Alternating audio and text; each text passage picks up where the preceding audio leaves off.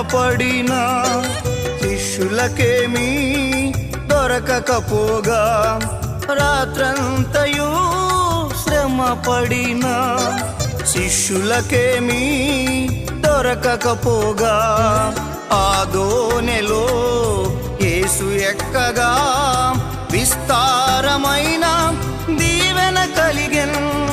ఆ దోణిలో యేసు ఎక్కగా విస్తారమైన దీవెన కలిగెన్.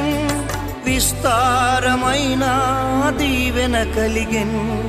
చోటీయుమా ఓ సోదరా,